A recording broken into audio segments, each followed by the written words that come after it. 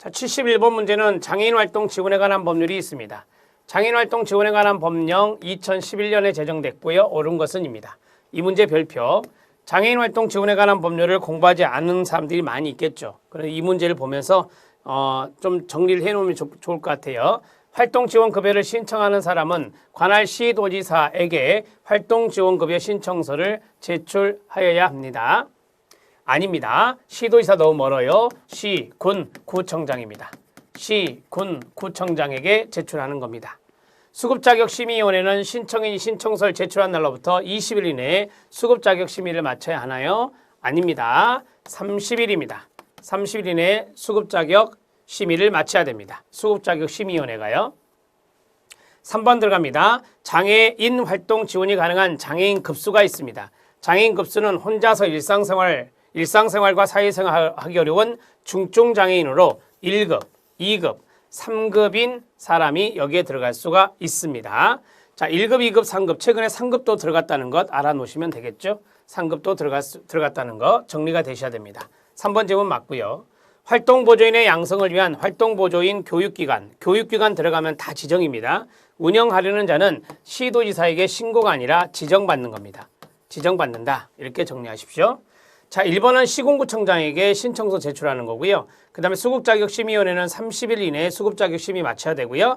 그 다음에 4번은 활동보조인 양성을 위한 교육기관이 있는데 그 교육기관은 시도지사에게 지정을 받는다. 이렇게 정리하시면 됩니다. 첫 번째 시트에서 장애인활동 지원이 가능한 장애인 급수는 1, 2, 3급이다. 이렇게 정리하면 되고요. CF.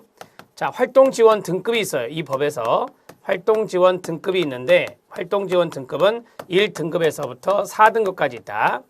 1등급에서부터 4등급까지 있다. 팁으로 알아놓으시면 좋겠습니다. 이 법률에서 이야기하고 있는 등급이에요. 자, 71번에 5번 지문 봐야 됩니다. 자, 5번 지문 보겠습니다. 수급자는 해당 급여 비용의 15%죠. 100분의 15니까 15% 한도에서 본인 부담금을 균등 부담한다. 아니요. 차등 부담합니다. 차등 부담합니다. 장애 급수에 따라서 이게 좀 달라요. 본인 부담금 매기는 것이. 그래서 차등 부담한다. 한도는 15% 한도 내에서 이루어지는 것입니다. 71번의 답을 해결했습니다. 3번이 답이에요. 72번 문제 들어갑니다.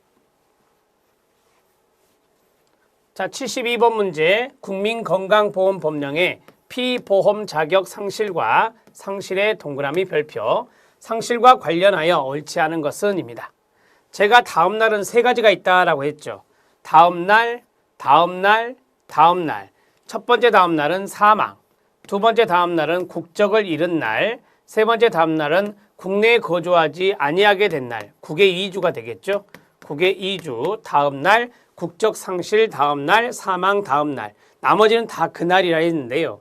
건강보험 적용받고 있던 사람이 유공자 등 의료급여 대상자, 즉 일종 의료급여 대상자가 되어서 건강보험에 적용배제 신청을 한 날, 그날 바로 상실합니다. 직장가입자의 피부양자가 된 날의 다음 날이 아니라 된 날 상실합니다. 그래서 다음 날은 딱 세 가지만 정리하시고 나머지는 그날. 그런데 5번에 다음 날이 들어갔으니까 틀렸다. 72번 같은 이 상실 시기는요, 시험에 잘 나오는 것 중에 하나예요. 그래서 알아두시는 게 좋습니다. 73번 문제 들어갑니다. 자, 73번 문제 국민기초생활보장법의 내용으로 옳은 것은입니다. 보건복지부 장관은 수급권자, 수급자, 차상위 계층 등의 규모, 생활실태 파악, 최저생계비 계측 등을 위해서 5년마다 실태조사를 실시 공표해야 된다라고 했어요. 자, 여기 보면 최저생계비 계측이란 말이 나옵니다. 3년마다 합니다. 3년마다 하고 있습니다. 그 다음에 다른 법률과의 관계에서는 생계급여와 의료급여와 관련하여 다른 법률에 특별한 규정이 있는 경우를 제외하고는 이 법에 정하는 바에 따른다. 여러분, 다른 법률이 생계급여 있어요? 없죠. 주거급여가 있죠. 주거급여. 주거급여와 의료급여 이렇게 돼야 돼요. 주거급여는 주거급여법이란 게 있죠. 2014년에 제정된 주거급여법.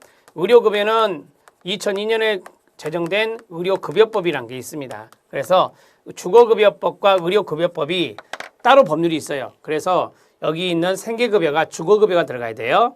생계급여 수급권자는 부양의무자가 없거나 부양의무자가 있어도 부양 능력이 없거나 부양받을 수 없는 사람으로서 그 소득 인정액이 사회보장위원회 아니에요. 중앙생활보장위원회겠죠.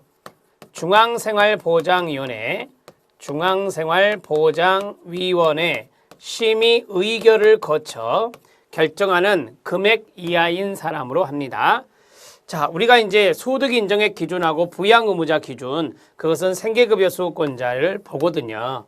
자, 여기서 하나 중요한 게 있어요. 교육급여라는 게 있죠. 교육급여는 부양 의무자 기준이 폐지됐습니다. 교육급여는 부양 의무자 기준이 폐지됐다는 거 꼭 알아놓으셔야 돼요. 그러면은 교육급여는 어떻게 주느냐? 네, 소득 인정액만 따지는 겁니다. 소득 인정액만 고려한다. 이렇게 정리하시면 되겠죠. 부양 의무자 기준이 폐지된 거 교육급여 정리가 돼야 됩니다. 1번, 2번, 3번 모두 다 틀렸습니다. 4번 들어갑니다.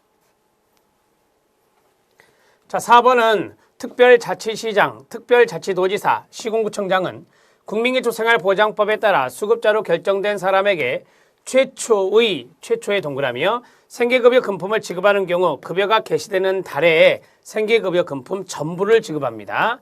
전부를 준다. 일부를 주는 게 아니라 전부 준다. 이렇게 보시면 됩니다. 그 다음에 교육급여의 경우는 보장기관은 수급권자 또는 수급자의 거주지를 관할하는 시도지사, 시군구청장이다. 틀렸죠. 예전 같으면 맞았어요. 그런데 어떻게 바뀌었냐? 시도의 교육감입니다. 시도의 교육감으로 바뀌었습니다. 자, 교육급여의 경우